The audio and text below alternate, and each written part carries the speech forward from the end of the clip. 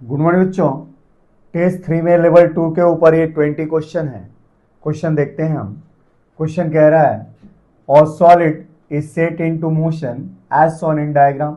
एक solid sphere को, है ना, सॉलिड स्फीयर है बच्चों, solid sphere is set into motion as shown in diagram. Find linear speed of a sphere when it stops rotating. भाई इस समय उसकी लीनियर स्पीड निकाली है वी डैश जब ये रोटेशन करना बंद कर देता है। और दूसरी चीज इसमें फाइंड करना है कि when slipping finally ceases and it start pure rolling then find its speed. भाई क्वेश्चन ये कह रहा है कि एक आपके पास सॉलिड स्फीयर है, इस स्फीयर को इस प्रकार से मोशन में सेट करके एक रफ सरफेस पे रख देते हैं। ये सरफेस बच्चों रफ है ना, कि इसकी लीनियर स्पीड फॉरवर्ड डायरेक्शन में है और angular speed anti clockwise direction है सेंटर ऑफ मास से पास करने वाली एक्सिस के रिस्पेक्ट में। अब ऐसी स्थिति में जब रख देते हैं तो उस समय इसकी लीनियर स्पीड बताएं जब ये इस एक्सिस के रिस्पेक्ट में रोटेट करना बंद कर देता है, और उस समय इसके सेंटर ऑफ मास की लीनियर स्पीड बताएं जब यही स्फीयर इसी रफ सरफेस पे प्योर रोलिंग मोशन के अंदर मूव करने लगता है। ठीक है बच्चों, तो हमारे पास यहाँ दिखाए गए केस के लिए राइट ऑप्शन है बच्चों भी, अर्थात कि जब मोशन रोटेशन का स्टॉप हो जाता है इंस्टेंटली उस समय स्पीड क्या है 3v/5। और जब प्योर रोलिंग के अंदर ये स्फीयर आ जाता है तो उस समय इसके पास स्पीड क्या है इसके सेंटर ऑफ मास की 3v/7। तो चलिए बच्चों क्वेश्चन को सॉल्व करते हैं और देखते हैं कैसे हमारा ऑप्शन बी यहाँ पे सही है। देखते हैं बच्चों।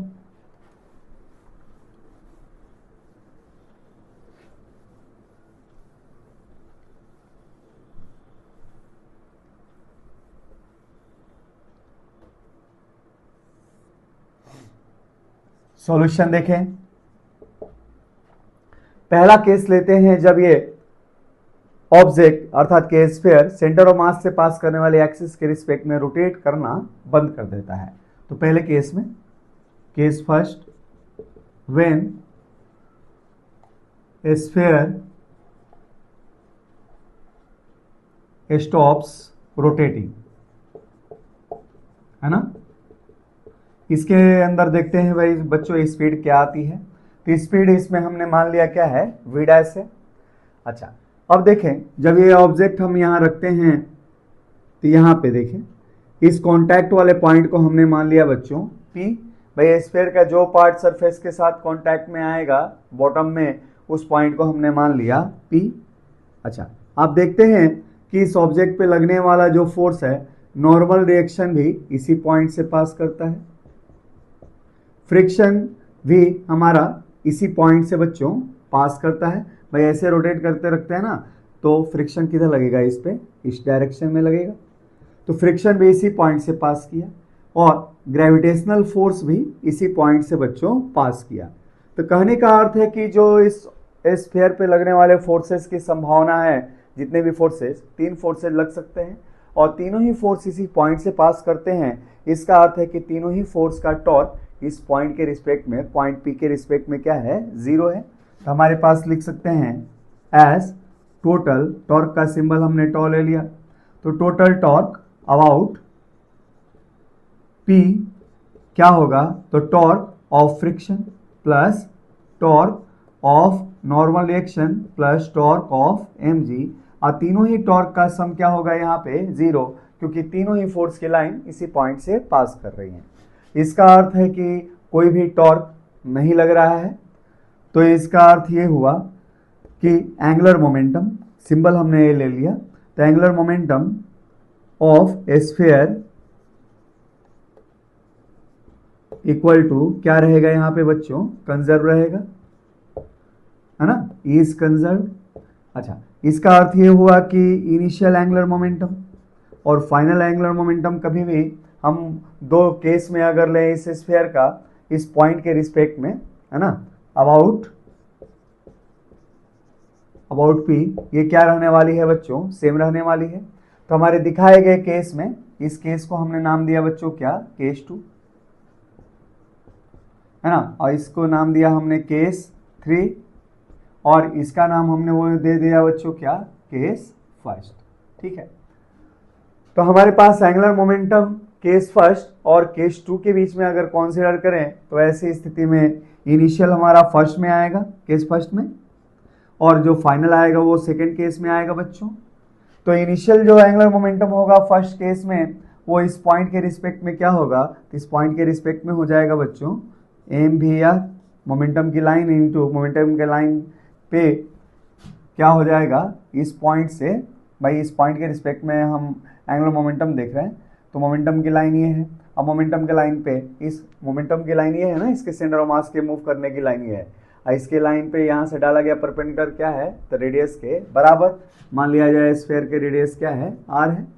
तो ऐसी स्थिति में हमारे पास एंगुलर मोमेंटम इनिशियल हो जाएगा एम भी आर, और साथ में एंटी क्लॉकवाइज डायरेक्शन में रोटेट कर रहा है, तो इसके पास एंगुलर मोमेंटम क्या होगा, माइनस में आई और ओमेगा की जगह पे बच्चों वी बाई आर आपको दे रखा है। अब फाइनल दूसरे केस में इसी पॉइंट के रिस्पेक्ट में एंगुलर मोमेंटम हो जाएगा बच्चों क्या, एम भी dash I into are.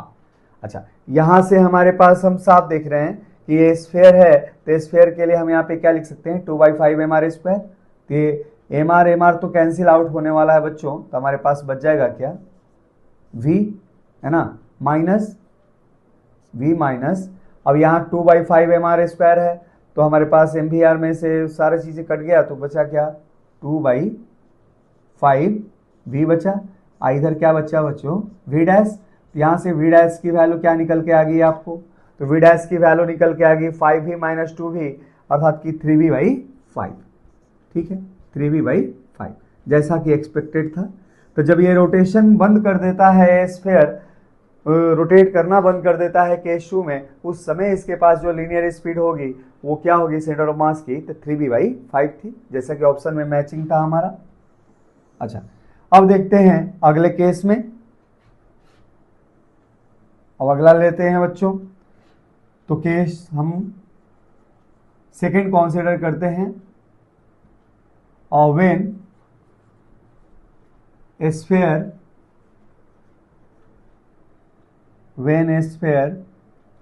starts pure rolling, है ना, ठीक है। अच्छा, आप कंफ्यूज ना हो, फर्स्ट इसको मान लें और सेकंड इसको मान लें और इसको रहने दें, ये इनिशियल स्टेट है आपका, ठीक है बच्चों, ताकि आप देखें तो मैच नहीं कर पाएंगे आप।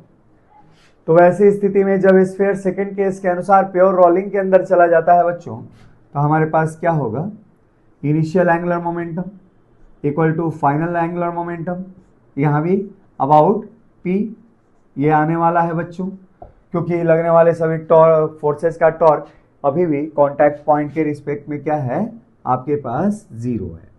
अच्छा, अब इनिशियल एंगुलर मोमेंटम हम क्या ले लें, यहाँ पे इस केस को ले लें या इस केस को, किसी को भी ले सकते हैं।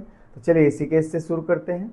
तो अगर इस केस से हम शुरू करते हैं, इनिशियल स्टेट अगर ये लेते हैं, तो शुरू की एंगुलर मोमेंटम आपके पास है एम भी आर माइनस 2/5, जैसा कि यहाँ पे हमने कैलकुलेट किया हुआ है बच्चों, तो माइनस 2/5 एम भी आर।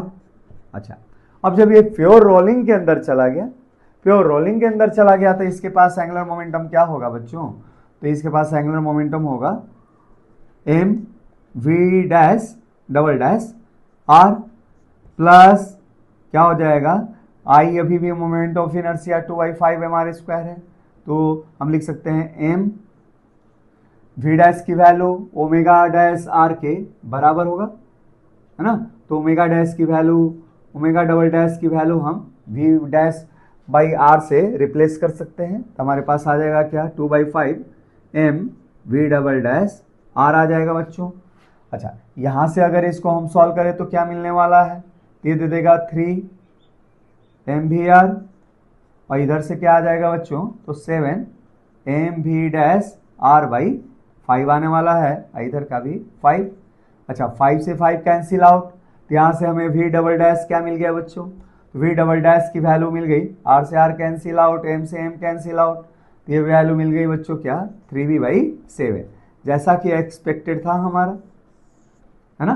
तो जब ये स्फीयर प्योर रोलिंग के अंदर चला आएगा तो ऐसी स्थिति में इसके सेंटर ऑफ मास की जो वेलोसिटी होगी वो क्या होगी बच्चों, 3v/7 यहाँ पे हमें मिलेगी, जो आंसर से हमारा मैच कर रहा है। तो इस तरीके से कंजर्वेशन ऑफ एंगुलर मोमेंटम को हम यूज करके इस क्वेश्चन को आसानी से सॉल्व कर सकते हैं। तो चलिए बच्चों और क्वेश्चन देखते हैं इस टेस्ट के ऊपर हम।